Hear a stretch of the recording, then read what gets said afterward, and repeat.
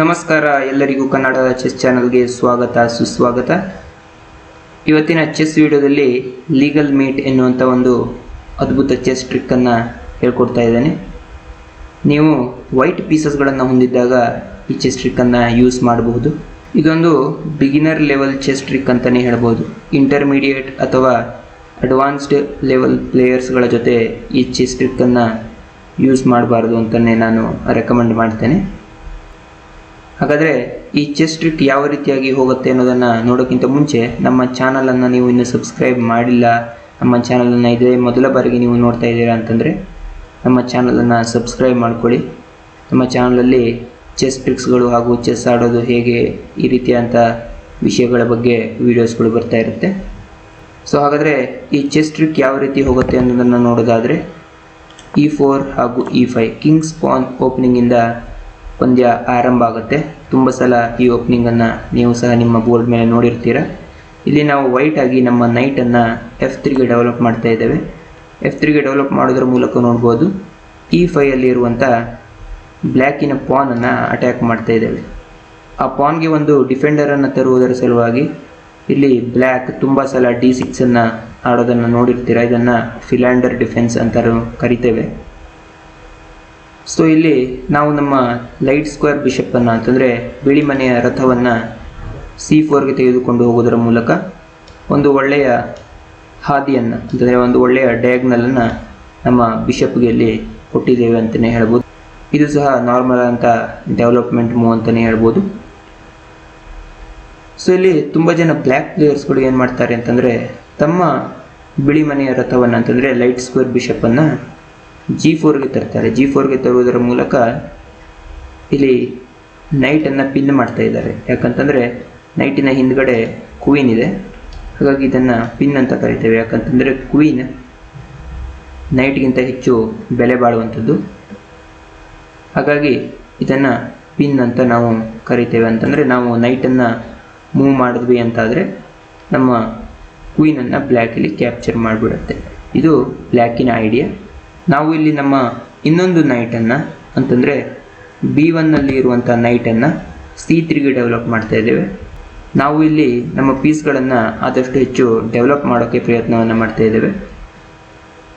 ಇಲ್ಲಿ ಬ್ಲ್ಯಾಕ್ ಸಹ ತಮ್ಮ ನೈಟನ್ನು C6ಗೆ ಡೆವಲಪ್ ಮಾಡೋದನ್ನು ತುಂಬ ಸಲ ನೋಡಿರ್ತೀರ. ಈ ಪೊಸಿಷನನ್ನು ಭಾಳಷ್ಟು ಸಲ ಚೆಸ್ ಬೋರ್ಡ್ ಮೇಲೆ ಖಂಡಿತವಾಗಿಯೂ ನೀವು ನೋಡಿರ್ತೀರ. ನಾವು ಇಲ್ಲಿ ನಮ್ಮ H2 ಅಲ್ಲಿರುವಂಥ ಪಾನನ್ನು H3ಗೆ ಪುಷ್ ಮಾಡಿ ಬ್ಲ್ಯಾಕಿನ ಬಿಷಪ್ಪನ್ನು ಅಟ್ಯಾಕ್ ಮಾಡ್ತಾ ಇದ್ದೇವೆ. ತುಂಬ ಜನ ಬ್ಲ್ಯಾಕ್ ಪ್ಲೇಯರ್ಸ್ಗಳು ಇಲ್ಲಿ ಏನು ಮಾಡ್ತಾರೆ ಅಂತಂದರೆ ಇಲ್ಲಿ ಒಂದು ಒಳ್ಳೆಯ ಪಿನ್ ಇದೆ ಅಂತಂದರೆ ನಾವು ಈ ನೈಟನ್ನು ಮೂವ್ ಮಾಡೋಕ್ಕೆ ಬರಲ್ಲ, ಹಾಗಾಗಿ ಇದನ್ನು ಕಾಯ್ದುಕೊಳ್ಳುವುದರ ಸಲುವಾಗಿ ಅವರು ಬಿಷಪ್ಪನ್ನು ಇದೇ ಡಯಾಗ್ನಲಲ್ಲಿ ಇಡಬೇಕು ಅನ್ನುವಂಥ ಆಲೋಚನೆಯೊಂದಿಗೆ ತಮ್ಮ ಬಿಷಪ್ಪನ್ನು H5ಗೆ ಇಡ್ತಾರೆ. ಅಂತಂದರೆ ನೋಡಿ, ಇನ್ನೂ ಸಹ ಈ ಪಿನ್ ಆ್ಯಕ್ಟಿವ್ ಆಗಿಯೇ ಇದೆ, ನಾವು ಈ ನೈಟನ್ನು ಮೂವ್ ಮಾಡೋಕ್ಕೆ ಬರಲ್ಲ. ಆದರೆ ಈ ಟ್ರ್ಯಾಪ್ ಹೋಗೋ ರೀತಿಯೇ ಹೀಗೆ. ನಾವು ಇಲ್ಲಿ ಏನು ಮಾಡ್ತಾ ಇದ್ದೇವೆ ಅಂತಂದರೆ ಬ್ಲ್ಯಾಕ್ ಏನು ಅಂದುಕೊಂಡಿತ್ತೋ ಅದರ ವಿರುದ್ಧವಾಗಿ ಮಾಡ್ತಾ ಇದ್ದೇವೆ. ಇಲ್ಲಿ ನಾವು ನಮ್ಮ ನೈಟಿಂದ E5 ಅಲ್ಲಿರುವಂಥ ಬ್ಲ್ಯಾಕಿನ ಪಾನನ್ನು ಕ್ಯಾಪ್ಚರ್ ಮಾಡ್ತಾ ಇದ್ದೇವೆ. ಹೀಗೆ ಮಾಡುವುದರಿಂದ ನಮ್ಮ ಕ್ವೀನನ್ನು ಆಫರ್ ಮಾಡ್ತಾ ಇದ್ದೇವೆ. ನೋಡ್ಬೋದು, ಈಗ ನಮ್ಮ ಕ್ವೀನ್ ಬ್ಲ್ಯಾಕಿನ ಬಿಷಪ್ಪಿಂದ ಅಟ್ಯಾಕ್ ಆಗಿದೆ. ಈ ಟ್ರ್ಯಾಪನ್ನು ಬ್ಲ್ಯಾಕ್ ನೋಡಿಲ್ಲ ಅಂತಂದರೆ ಖಂಡಿತವಾಗಿಯೂ ಫ್ರೀಯಾಗಿರುವಂಥ ಕ್ವೀನನ್ನು ಕ್ಯಾಪ್ಚರ್ ಮಾಡೇ ಮಾಡುತ್ತೆ.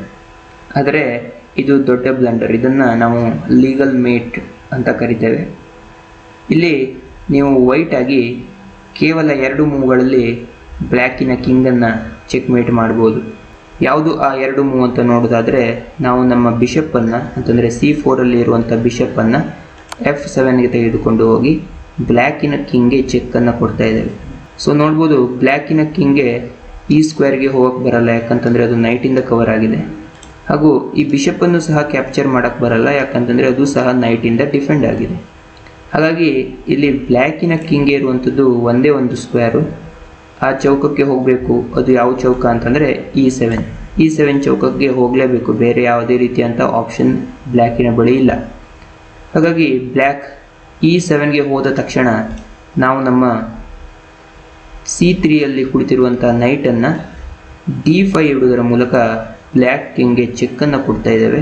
ಇದು ಕೇವಲ ಚೆಕ್ ಅಲ್ಲ, ಚೆಕ್ ಮೇಟ್ ಅಂತಲೇ ಹೇಳ್ಬೋದು. ಯಾಕೆ ಚೆಕ್ ಮೇಟ್ ಅಂತಂದರೆ ಇಲ್ಲಿ ನೋಡಿ, ಕಿಂಗ್ E8ಗೆ ಹೋಗೋ ಹಾಗಿಲ್ಲ ಹಾಗೂ E6ಗೆ ಬರೋ ಹಾಗಿಲ್ಲ. ಈ ಎರಡೂ ಸ್ಕ್ವೇರ್ಗಳು ನಮ್ಮ ಬಿಷಪ್ಪಿಂದ ಕವರ್ ಆಗಿದೆ. ಹಾಗೂ D7ಗೂ ಹೋಗೋ ಹಾಗಿಲ್ಲ, ಆ ಸ್ಕ್ವೇರ್ ಕೂಡ ನಮ್ಮ ನೈಟಿಂದ ಕವರ್ ಆಗಿದೆ. ಇನ್ನು ಬ್ಲ್ಯಾಕ್ ಕಿಂಗ್ಗೆ ಚೆಕ್ ಕೊಟ್ಟಿರುವಂಥ ಈ ನೈಟ್ ಏನು ಮಾಡ್ತಾ ಇದೆ ಅಂತಂದರೆ ಕಿಂಗ್ಗೆ ಇರುವಂಥ ಇನ್ನೊಂದು ಸ್ಕ್ವೇರ್ ಆದ F6 ಸಹ ಕವರ್ ಮಾಡ್ತಾ ಇದೆ. ಸೊ ಚೆಕ್ ಕೊಟ್ಟಿರುವಂಥ ಈ ನೈಟನ್ನು ಕ್ಯಾಪ್ಚರ್ ಮಾಡೋಕ್ಕೂ ಯಾವುದೇ ರೀತಿಯಂಥ ಪೀಸ್ ಬ್ಲ್ಯಾಕಿನ ಬಳಿ ಇಲ್ಲ. ಹಾಗಾಗಿ ಈ ಪೊಸಿಷನಲ್ಲಿ ಇಲ್ಲಿ ಬ್ಲ್ಯಾಕ್ ಕಿಂಗ್ ಚೆಕ್ ಮೇಟ್ ಆಗಿದೆ. ಸೊ ಖಂಡಿತವಾಗಿಯೂ ಈ ಚೆಸ್ ಟ್ರಿಕ್ಕನ್ನು ನೀವು ಇಷ್ಟಪಟ್ಟಿದ್ದೀರಾ ಅಂತ ನಾನು ಭಾವಿಸ್ತೇನೆ. ಆದರೆ ಇಲ್ಲಿ ಒಂದು ಸಂಶಯ ನಿಮಗೆ ಬಂದಿರ್ಬೋದು. ಯಾವ ಸಂಶಯ ಅಂತಂದರೆ, ಸ್ವಲ್ಪ ಹಿಂದಿನ ಪೊಸಿಷನ್ಗೆ ಹೋಗೋಣ. ಅಂತಂದರೆ ಈ ಪೊಸಿಷನ್ಗೆ ಹೋಗೋಣ. ನೋಡಿ, ಈ ಪೊಸಿಷನ್ನಲ್ಲೇ ನಾವು ಈ ನೈಟನ್ನು ಕ್ಯಾಪ್ಚರ್ ಮಾಡೋದರ ಮೂಲಕ ಸೇಮ್ ಟ್ರಿಕ್ಕನ್ನು ಯೂಸ್ ಮಾಡ್ಬೋದಲ್ಲ ಅನ್ನೋದು ನಿಮ್ಮ ಪ್ರಶ್ನೆ ಇರ್ಬೋದು. ಆದರೆ ಈ ಟ್ರಿಕ್ ಬ್ಲ್ಯಾಕ್ಗೆ ಗೊತ್ತಿತ್ತು ಅಂತಾದರೆ ಬ್ಲ್ಯಾಕ್ನವರು ನಮ್ಮ ನೈಟನ್ನು ಕ್ಯಾಪ್ಚರ್ ಮಾಡಿಬಿಡ್ತಾರೆ. ನಮ್ಮ ಕ್ವೀನನ್ನು ಕ್ಯಾಪ್ಚರ್ ಮಾಡಲ್ಲ, ನಮ್ಮ ನೈಟನ್ನು ಕ್ಯಾಪ್ಚರ್ ಮಾಡಿಬಿಡ್ತಾರೆ. ಈಗ ನಾವು ನಮ್ಮ ಒಂದು ಪೀಸನ್ನು ಕಳೆದುಕೊಂಡು ಸೋಲುವ ಪರಿಸ್ಥಿತಿಗೆ ಹೋಗ್ತೇವೆ. ಹಾಗಾಗಿ ನಾವು ಈ ಪೊಸಿಷನಲ್ಲಿ ನೈಟಿಂದ ಕ್ಯಾಪ್ಚರ್ ಮಾಡೋಕ್ಕೆ ಬರಲ್ಲ. ಈ ಪಾನನ್ನು ಪುಷ್ ಮಾಡಿದ ತಕ್ಷಣ ಬ್ಲ್ಯಾಕ್ H5ಗೆ ಹೋಯಿತು ಅಂತಾದರೆ ಇವಾಗ ನಾವು ಈ ಪಾನನ್ನು ಕ್ಯಾಪ್ಚರ್ ಮಾಡ್ತೇವೆ. ಯಾಕೆ ಅಂತಂದರೆ ಇವಾಗ ಬ್ಲ್ಯಾಕ್ಗೆ ಈ ಟ್ರಿಕ್ ಗೊತ್ತಿತ್ತು ಅಂತಾದರೂ ಅವರೇನಾದರೂ ನಮ್ಮ ನೈಟನ್ನು ಕ್ಯಾಪ್ಚರ್ ಮಾಡಿದರು ಅಂತಾದರೆ ನಾವು ಇವಾಗ ಅವರ ಬಿಷಪ್ಪನ್ನು ಕ್ಯಾಪ್ಚರ್ ಮಾಡ್ಬೋದು. ಹಾಗೂ ಅವರು ನಮ್ಮ ಬಿಷಪ್ಪನ್ನು ಕ್ಯಾಪ್ಚರ್ ಮಾಡಿದರು ಅಂತಾದರೆ ನಾವು B5ಗೆ ಬಂದು ಬ್ಲ್ಯಾಕಿನ ಕಿಂಗ್ಗೆ ಚೆಕ್ಕನ್ನು ಕೊಡುವುದರ ಮೂಲಕ ಅವರ ನೈಟನ್ನು ನೆಕ್ಸ್ಟ್ ಮೂವಲ್ಲಿ ಕ್ಯಾಪ್ಚರ್ ಮಾಡ್ಬೋದು. ಹೀಗಾಗಿ ಈ ರೀತಿಯಾಗಿ ನಾವು ಈ ಚೆಸ್ ಟ್ರಿಕ್ಕನ್ನು ಯೂಸ್ ಮಾಡೋದರಿಂದ ನಮಗೆ ಯಾವುದೇ ರೀತಿಯಂಥ ನಷ್ಟ ಆಗೋದಿಲ್ಲ. ಅದೇ ನಾವೇನಾದರೂ ಈ ಪೊಸಿಷನಲ್ಲಿ ಅಂತಂದರೆ ಈ ಪೊಸಿಷನ್ನಲ್ಲಿ ನಾವೇನಾದರೂ ಈ ಪಾನನ್ನು ಕ್ಯಾಪ್ಚರ್ ಮಾಡಿದ್ವಿ ಅಂತಂದರೆ ಅವರು ನಮ್ಮ ನೈಟನ್ನು ಕ್ಯಾಪ್ಚರ್ ಮಾಡಿದ ತಕ್ಷಣ ನಾವು ಅವರ ಬಿಷಪ್ಪನ್ನು ಕ್ಯಾಪ್ಚರ್ ಮಾಡೋಕ್ಕೆ ಬರಲ್ಲ. ಯಾಕಂತಂದರೆ ಈ ಬಿಷಪ್ ಈಗ ನೈಟಿಂದ ಡಿಫೆಂಡ್ ಆಗಿದೆ. ಹಾಗಾಗಿ ನಾವು ಇಲ್ಲಿ ಒಂದು ಪೀಸನ್ನು ಅವರಿಗೆ ಕೊಡಲೇಬೇಕಾಗತ್ತೆ. ಇದು ವೈಟ್ ಆಗಿ ನಮಗೆ ಸೋಲೋ ಪರಿಸ್ಥಿತಿಯನ್ನು ತಂದುಬಿಡುತ್ತೆ. ಹಾಗಾಗಿ ಇಲ್ಲಿ ಏನು ಮಾಡಬೇಕು ಅಂತಂದರೆ H3 ಪಾನನ್ನು ಪುಷ್ ಮಾಡಿದ ತಕ್ಷಣ ಬ್ಲ್ಯಾಕ್ H5ಗೆ ಹೋಯಿತು ಅಂತಾದರೆ ನೀವು ಈ ಲೀಗಲ್ ಮೇಟ್ ಟ್ರ್ಯಾಪನ್ನು ನಿಮ್ಮ ಅಪೋನೆಂಟ್ ಮೇಲೆ ಯೂಸ್ ಮಾಡ್ಬೋದು.